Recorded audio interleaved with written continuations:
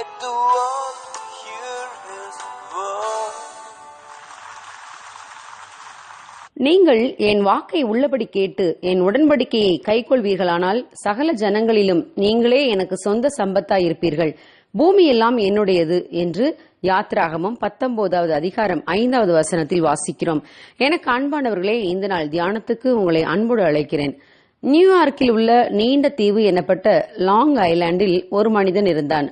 அவனுக்கு வெவ்வேறு காலநிலைகளை காட்டும் காற்றழுத்தமானி எனப்பட்ட பேரோமீட்டர் ஒன்றை தனக்கு சொந்தமாக வாங்குவது ஒரு வாழ்நாள் கனவாகவே இருந்தது. மிக நேர்த்தியான அழகான பேரோமீட்டர் ஒன்றை தனக்காக ஆர்டர் பண்ணினான்.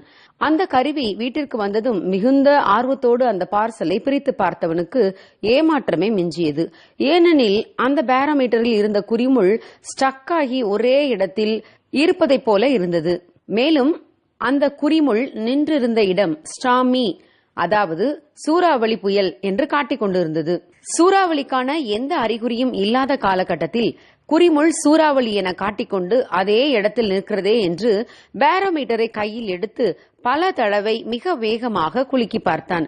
குறிமுள்ளில் எந்த அசைவும் இல்லாததால் அந்த பேரோமீட்டரை வாங்கின கடைக்கு காரசாரமாக ஒரு கடிதத்தை எழுதி அடுத்த நாள் காலை நியூயார்க்கில் இருந்த தன் ஆபீஸுக்கு செல்லும் வழியில் அந்த கம்ப்ளைண்ட் லெட்டரை போஸ்ட் பண்ணிவிட்டு சென்றான் மிகுந்த எரிச்சலோடு. வேலை முடிந்ததும் அன்று மாலை மீண்டும் தன்னுடைய லாங் ஐலாண்டுக்கு வந்து பார்த்தால் பேரோமீட்டரை மட்டுமல்ல, அவன் வீடே காணாமல் போய்விட்டது. ஆம், உண்மையில் அன்று சூறாவளி புயல் அந்த தீவுக்கு வந்து அனைத்து வீடுகளையும் சேதப்படுத்தியது. பேரோமீட்டர் குறிமுள் சரியாகவே காண்பித்தது. ஆம் பிரியமானவர்களே, நாமும் அநேக நேரங்களில் தேவன் தமது வசனத்தின் மூலமாக அல்லது போதகர்கள் மூலமாக ஒரு எச்சரிப்பை கொடுத்தால் நாம் அதை விரும்புவதும் இல்லை, ஏற்றுக்கொள்வதும் இல்லை. நமக்கு வரும் தேவ வசனங்கள் எல்லாமே ஆறுதலாக, ஆசீர்வாத வாக்குத்தத்தங்களாகவே எதிர்பார்க்கிறோம்.